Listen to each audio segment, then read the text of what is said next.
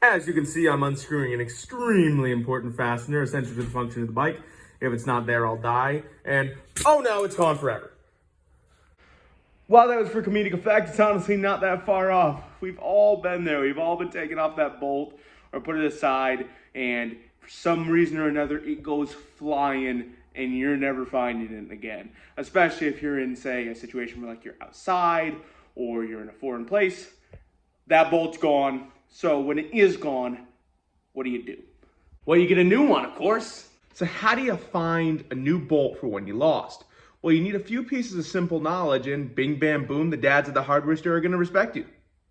You got two routes you can go down. One where you got the bolt, basically another bolt that looks exactly like it, or you don't got the bolt. If you do have the bolt, your life is going to be a lot simpler.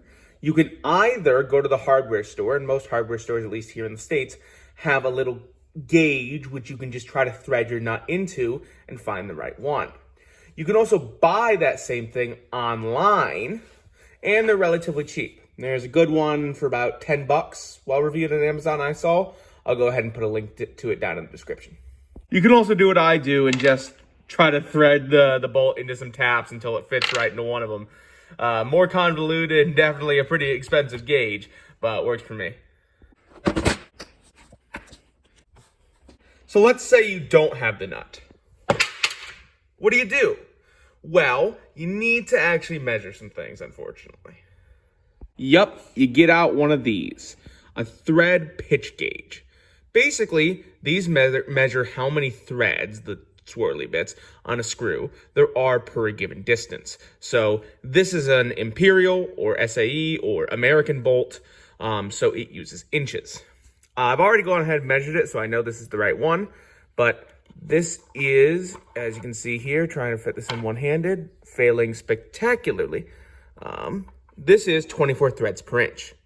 So the way I know this is that the threads and the thread pitch gauge mesh perfectly. So the gauge actually goes all the way into the threads, and I can push it side to side. If I was holding the bolt, wouldn't come out, and it just meshes like a mesh and a thing that fits into a mesh. If I can one-handed and completely cover the camera, very cool, get a different thread pitch gauge that is not the correct size, you can see that doesn't happen. So go ahead, try to put it in. Oh, it doesn't fit into the threads. Yep, so I can try to put that in all I want, it's never gonna mesh. So that's not the correct size. So that's how you use a thread pitch gauge. Now the lucky thing about thread pitch gauge is that they can be used both on a bolt and in the hole that the bolt threads into. So basically do the same process you would do in a bolt on the inside, and then you have your thread pitch. Frumpy, you interrupted my shoot.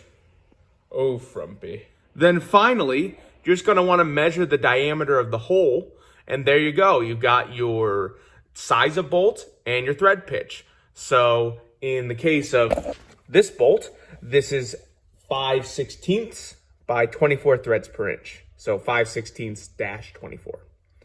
Now, one concern you might have, and I understand this, is that you don't have precise measuring equipment. So you're worried you're not going to really be able to measure the diameter of the hole accurately. Well, here's the thing. Bolts come in incremental sizes. You're not going to find 1/64 inch difference bolts at your average hardware store. So as long as you're pretty close, you can go ahead and assume that it's going to be the next standard size to what you measured. So there you go. No need to fret next time a bolt goes flying. And now when you go to that guy at the hardware store asking him where a bolt is because the store is very confusingly laid out for no reason, you can ask him with confidence, I need this specific bolt, instead of saying, hey, can you take a look at this and tell me what I need because I don't really know. Anyway, thanks for watching. Hope you enjoyed the video. Also, I just want to ask you to subscribe if you want me to wrap my truck in pink and paint Star Horse on the side, just like this truck. I think it would be a good look, but you know, I want some support from the community. So yeah, subscribe if you want that. I'm not going to do it if you subscribe, but hey, please subscribe if you want that. If you liked the video, I'd also appreciate it if you left a like. If you didn't like the video, who do you think you are? You think you're better than me? I just did a limbo in the last scene for that shot. You think you're better than me? You think you can make videos better than me? Get out of here.